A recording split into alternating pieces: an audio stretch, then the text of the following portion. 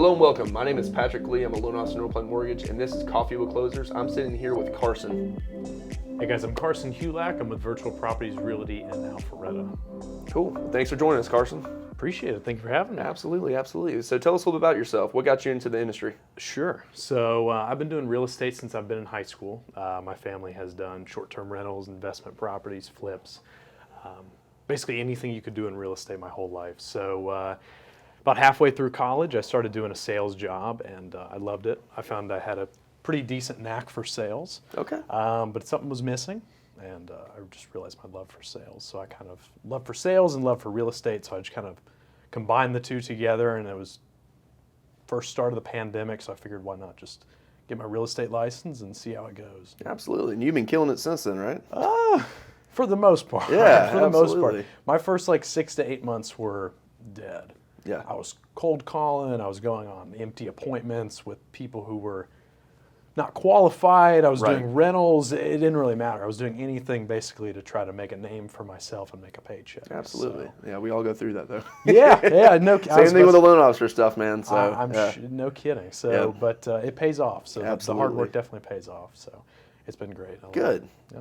Good. How about yourself? Oh, man.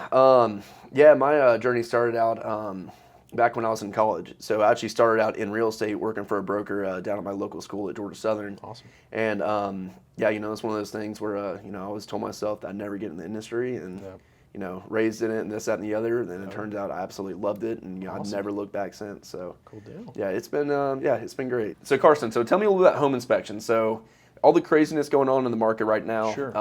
Some people I feel like, are waiving inspections. Is that a good idea or is it not?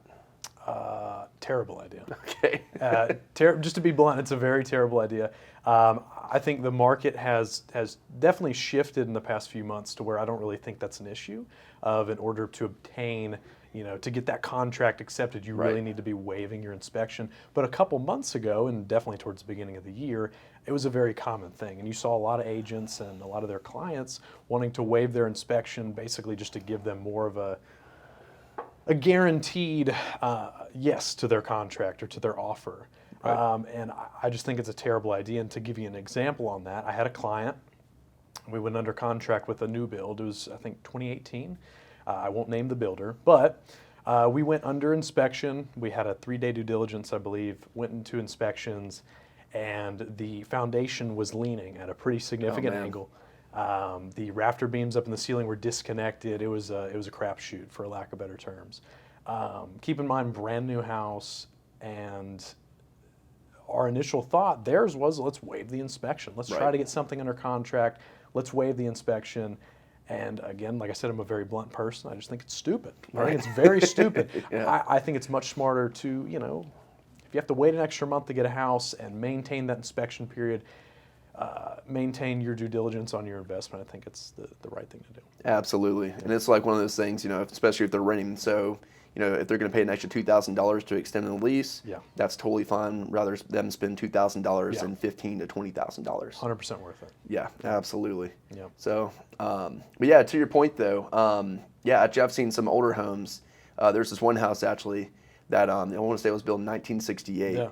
but the foundation was actually so disrupted by chipmunks that it actually sunk the foundation, and the owners had to spend about $40,000 to $50,000 to get the foundation fixed before they can even fix a property. That's crazy. So, yeah, it's one of those things, man. It's, yeah, I do not think it's a good idea to waive inspection, no matter how bad you want to sell the house. It can put your clients into a nightmare position. Right. Yeah. Because not everyone has the $50,000, $60,000, $70,000 it would take to fix that issue. So Right. yeah, definitely. I think it's very smart. Yeah. So Carson, tell us a little bit about inventory. What's going on right now? Sure. So over the past few months, inventory, at least from what I've seen, has gone up a bunch. And primarily what we're seeing is a lot of sellers out there were trying to wait for the peak, right? They want to sell at the peak. Right. We want to get top dollar and wait as long as we possibly can to stay in our home. And I think it's coming back to bite a lot of people. Only because a lot of sellers are still thinking, well, I can go up there and price my house 10% above the last sold comp or whatever Right. it might be. And that's the inventory we're starting to see sit. So for potential buyers and sellers out there, if you're looking to price your home with an agent, or you're wanting to sell your home, whatever it might be, price it right. Don't try to be greedy and get every last dollar out of it. It's the easiest way for your house to sit, I believe, right now. That's where you're seeing the most buildup of inventory, is with the properties that aren't priced right. They're overpriced, they're sitting, and they're really just not getting all that much attention right now. That's what I've been seeing. Yeah, no, absolutely. Yeah, thank you. And from the interest rate side, this kind of been a double-edged sword. Yeah. So with the rise in interest rates, we're actually seeing more of a balance come back to the market. Yeah. So that's what we're telling folks right now. It's like, yes, interest rates are going to be higher, but that being said, it's driving down the prices of homes. Sure. So yeah, so that's one of the good things that we're seeing right now in the market too. It is. It's stabilizing, which I think is good for everyone. Absolutely. Yeah. Carson, thank you so much for joining us. This has been Coffee with Closers. We're all out of coffee, but we're so closing and so can you. We'll see you next time.